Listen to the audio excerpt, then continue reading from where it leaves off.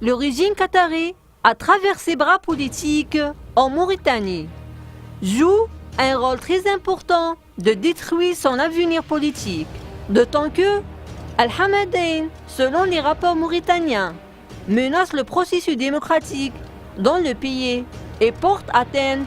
à l'intégrité des élections présidentielles. La partie politique de Tawassul continue de soutenir l'ancien Premier ministre Sidi Mohamed Ould Boubacar, le candidat à l'élection présidentielle. Al-Hamadain, à travers la partie des frères musulmans Tawassul, cherche à déstabiliser la sécurité en Mauritanie, autant que le candidat des frères musulmans Sidi Mohamed Ould Boubacar était auparavant le premier ministre de l'ancien président Mouawiya Ould Sidi Attaya, qui est le président actuellement dans l'hébergement de l'émir du Qatar. Cela signifie que Boubacar n'est qu'une nouvelle destination d'Al-Hamadain en Mauritanie. Ce qui révèle la force de l'intervention qatari en Mauritanie. Les récentes déclarations de Boubacar lors de son séjour au siège du parti Tawassul des frères musulmans, où il a déclaré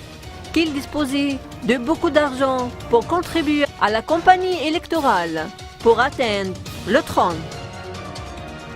Al-Hamadain, à travers son intervention en Mauritanie, travaille à mise en œuvre d'une agenda suspecte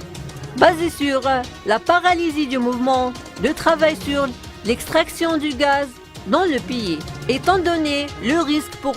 la production du gaz qatari,